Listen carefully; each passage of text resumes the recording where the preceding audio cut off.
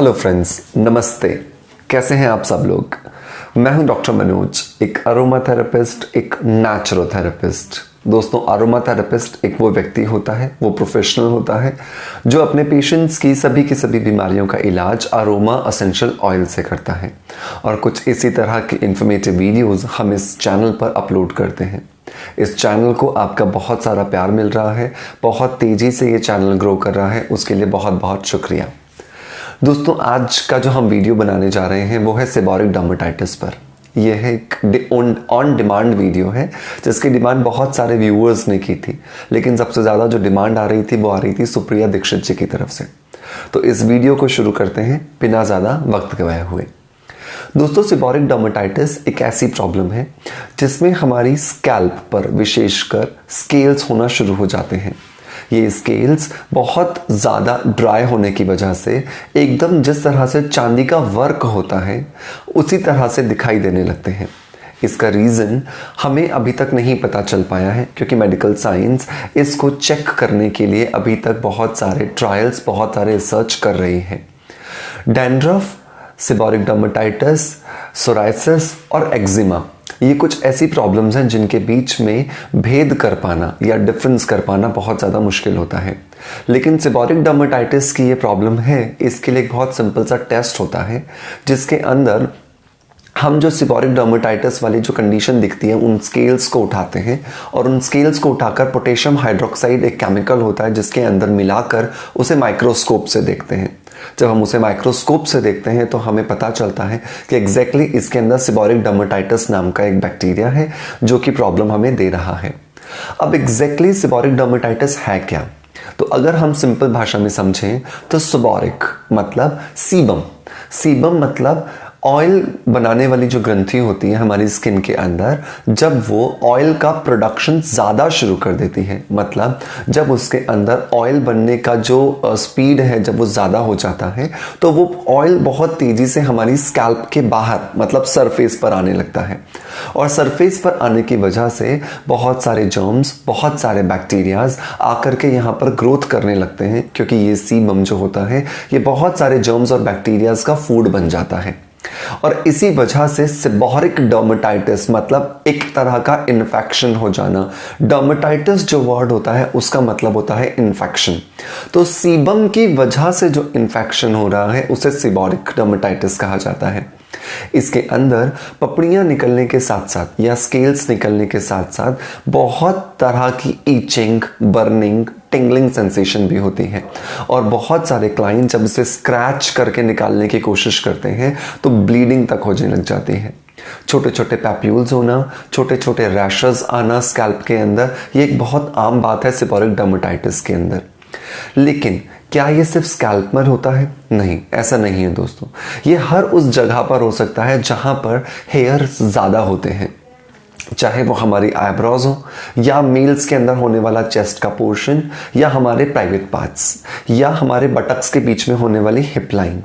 ये कुछ ऐसे एरियाज हैं जहां पर सेबोरिक डर्मेटाइटिस बहुत तेजी से ग्रो होता है, क्योंकि जहां पर जितने ज़्यादा बाल होते हैं वहां पर सीबम का जो प्रोडक्शन होता है उतना ज़्यादा होता है। अगर हम स्किन की बनावट को देखें तो जो बाल का जो जड़ है जिसे हेयर पैपिला कहा जाता है और जो सीबम बनाने वाली जो ग्लैंड है जिसे सेबेशियस ग्लैंड कहा जाता है, ये एक ही साथ अटैच होती है हमारे स्किन के अंदर। इसीलिए जहाँ जहाँ पर बाल होंगे वहाँ वहाँ पर ऑयल का प्रोडक्शन ज़्यादा होता है। और ये ऑयल का प्रोडक्शन ज़्यादा क्यों हो जाता है अभी तक साइंटिफिकली प्रूवन नहीं हुआ है। लेकिन इसमें अगर हम नॉर्मल बात करें तो टेस्टोस्टेरोन हार्मोन का बढ़ना एक बहुत बड़ा रीज़न हो जाता है, क्योंकि टेस्टोस्टेरोन हार्मोन का सीधा सीधा इम्पैक्ट हमारी ऑयल ग्लैंड के साथ होता है। और ऑयल ग्लैंड को जब ये टेस्टोस्टेरोन हार्मोन ज़्यादा होता है तो एक इनडायरेक्टली मैसेज मिलता है सीबम के प्रोडक्शन को इंक्रीज़ करने के लिए। और जैसे ही सीबम का प्रोडक्शन या तेल का प्रोडक्शन बढ़ जाता है हमारी स्किन में, हमारी स्कैल्प में, और जब वो बहुत तेज़ी से बाहर आने लगता है तो ये बैक्टीरियाज ग्रो करने लगते हैं, जिसकी वजह से हमें सेबोरिक डर्मेटाइटिस की प्रॉब्लम होती है। टेस्टोस्टेरोन के अलावा अगर बहुत ज़्यादा मसालेदार खाना खाया जाए, बहुत ज़्यादा fatty, unsaturated and non saturated अगर फैट्स खाए जाएं तो इसकी वजह से भी हमें सेबोरिक डर्मेटाइटिस की प्रॉब्लम होती है। बहुत सारे वे लोग जिनकी की हाइजीनिक कंडीशंस अच्छी नहीं हैं, जो बिल्कुल ध्यान नहीं रखते हैं अपनी स्कैल्प को रेगुलरली क्लीन करने का, वॉश करने का, उनके अंदर सेबोरिक डर्मेटाइटिस के केसेस ज़्यादा देखे जाते हैं। तो अगर हम सेबोरिक डर्मेटाइटिस को सही करना चाहते हैं तो सबसे इम्पॉर्टेंट चीज़ है अपने बालों की हाइजीन का ध्यान रखना, रेगुलरली शैम्पू करना, पसीना आने के बाद उस पसीने को सूखने से पहले ही वॉश करना। ये एक बहुत बड़ा प्रिकॉशन हो सकता है अगर हम सेबोरिक डर्मेटाइटिस को ठीक करना चाहते हैं, क्योंकि बहुत बार ऐसा होता है कि पसीना आने के बाद ड्राई हो जाता है और वो भी कहीं ना कहीं सीबम के प्रोडक्शन को बूस्ट कर देता है, जिसकी वजह से भी सीबम की प्रॉब्लम और भी ज़्यादा दिनों दिन बढ़ने लग जाती है। तो बहुत ज़रूरी है कि अगर हम सेबोरिक डर्मेटाइटिस को क्योर करना चाहते हैं तो हम अपने बालों की स्कैल्प के अंदर पसीना अगर आ भी जाए तो उसे रेगुलरली वॉश कर लें, जिससे इस प्रॉब्लम को एग्रीवेट होने से रोका जा सके। इसके अलावा लाइफस्टाइल फैक्टर्स भी एक बहुत बड़ा रोल प्ले करते हैं सेबोरिक डर्मेटाइटिस को इंक्रीज करने के लिए, जैसे लैक ऑफ एक्सरसाइज।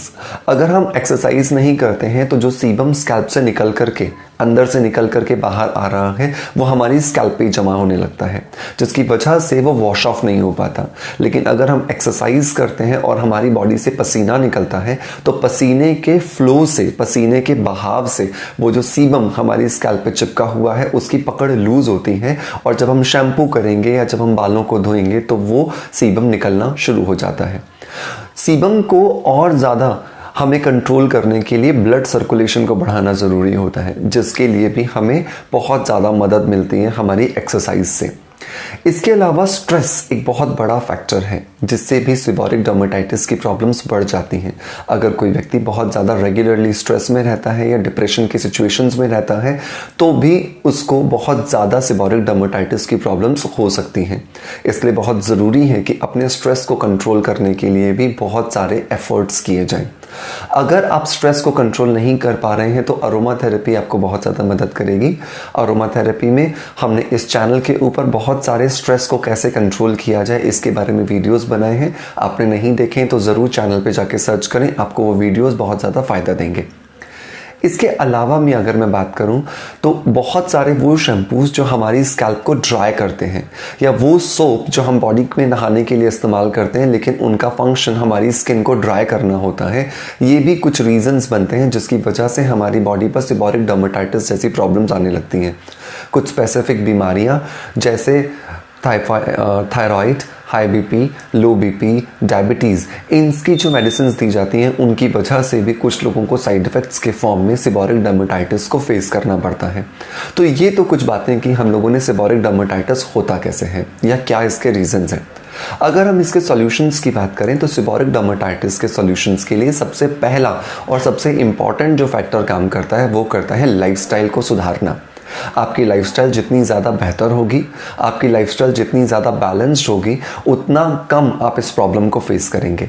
और अगर आपको ये प्रॉब्लम आ भी गई है तो उतना ही जल्दी आप उस प्रॉब्लम को ठीक भी कर पाएंगे। लाइफस्टाइल के अंदर सबसे पहले स्ट्रेस को रिड्यूस करना। स्ट्रेस को रिड्यूस करने के लिए आप अरोमा थेरेपी के बहुत सारे वीडियोज़ देखें, आपको हेल्प मिलेगी। स्ट्रेस के लिए आप रेगुलरली मेडिटेशन कर सकते हैं। मेडिटेशन की जो टेक्निक आप यूज़ करना चाहें, जो आपको लगे कि आपके लिए काम करती हैं, उसे आप फॉलो कर सकते हैं। मेडिटेशन के लिए भी बहुत सारे वीडियोस अपलोडेड हैं हमारे चैनल पर भी, और भी बहुत सारे वीडियोस हैं, बहुत सारी टेक्निक्स हैं जिसको आप अपनी सुविधा के अनुसार से फॉलो कर सकते हैं। स्ट्रेस के अलावा आपकी स्लीपिंग हैबिट्स बहुत प्रॉपर होना ज़रूरी है। कम से कम 7 से 8 घंटे की नींद सेबोरिक डर्मेटाइटिस के लिए बहुत ज़रूरी है, क्योंकि यही वो समय होता है जब हमारी बॉडी रिकवर कर रही होती है। और हम जब बहुत कम सोते हैं तो हमारी बॉडी को रिकवरी का टाइम नहीं मिलता। लेकिन वो लोग जो मेडिटेशन करते हैं उनको कम नींद से भी ज़्यादा फ़ायदा मिलता है, क्योंकि उनकी बॉडी के जो सेल्स होते हैं वो बहुत ज़्यादा रिलैक्स्ड रहते हैं, बहुत ज़्यादा फ्लक्चुएट नहीं करते। इसीलिए कहा भी जाता है ना कि 30 मिनट का अगर मेडिटेशन अच्छे से रेगुलरली किया जाए तो आप उसमें 2 से 3 घंटे की जो नींद का जो फ़ायदा होता है वो अपनी बॉडी को दे सकते हैं। डाइट का ध्यान रखें। डाइट में ज़्यादा से ज़्यादा प्रोटीन लेने की कोशिश करें। उससे कम आपको कार्बोहाइड्रेट लेना है और उससे कम आपको फैट लेना है। सो ये कोशिश करें।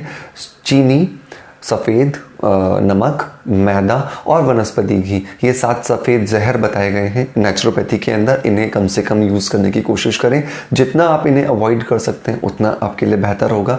कैफ़ीन से आप दूर रहें, चाय कॉफ़ी को आप अवॉइड करें, एक्सरसाइज आप रेगुलर करें। अब बात आती है टिप ऑफ द डे की, मीन्स अरोमा थेरेपी के टिप की।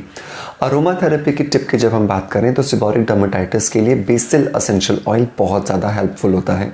बेसिल एसेंशियल ऑयल जो है वो तुलसी का तेल होता है, तुलसी का प्लांट हार्मोन होता है। और हम सबको पता है कि जो तुलसी है वो अपने आप में एक जीवनदायिनी पौधा है। इस जीवनदायिनी पौधे का जो अरोमा ऑयल होता है, लाइक बेसिल जो ऑयल होता है, उसे अगर हम वीट जर्म ऑयल में मिला करके, जो कि एक कैरियर ऑयल है, अगर स्कैल्प में हफ्ते में 3 से 4 बार लगाते हैं, या जहां पर हम सीबोरिक डर्मेटाइटिस की प्रॉब्लम को फेस कर रहे हैं अगर वहां पर लगाते हैं, तो हमें बहुत ही जल्द बेनिफिट मिलता है। सीबोरिक डर्मेटाइटिस के लिए आपको माइल्ड शैम्पू यूज़ करने हैं या माइल्ड शावर जेल्स यूज़ करने हैं, जिससे आपकी स्किन को, आपके स्कैल्प को आप ड्राई होने से रोक सकें। अब मुद्दा आता है कि वीट जर्म ऑयल में हमें कितना बेसिल ऑयल मिलाना है। तो फॉर्मूला बहुत सिंपल है, मैं हमेशा हर वीडियो में आपके साथ डिस्कस करता हूँ कि अगर आपने 25 ml वीट जर्म ऑयल लिया है, इस 25 ml वीट जर्म ऑयल के साथ में आपको 16 ड्रॉप्स मिक्स करनी है बेसिल एसेंशियल ऑयल की, और अच्छे से इसे आप मिला करके रख भी सकते हैं। हफ्ते में 3 से 4 बार आप इसे अच्छे से हेड मसाज करें जहां पर सीबोरिक डर्मेटाइटिस है, या बॉडी के जिस भी हिस्से पे है वहां पर इसे दिन में हफ्ते में 3 से 4 बार अप्लाई करें, एंड माइल्ड शैम्पू या माइल्ड शावर जेल से इसे वॉश कर दें। डेफिनेटली आपको बेनिफिट होगा। उम्मीद करता हूं आपको आज का ये वीडियो पसंद आएगा और इस वीडियो में दी गई जानकारी आपको अच्छी लगेगी। अगर आपको ये जानकारी अच्छी लग रही है तो इस वीडियो को लाइक ज़रूर कर दें।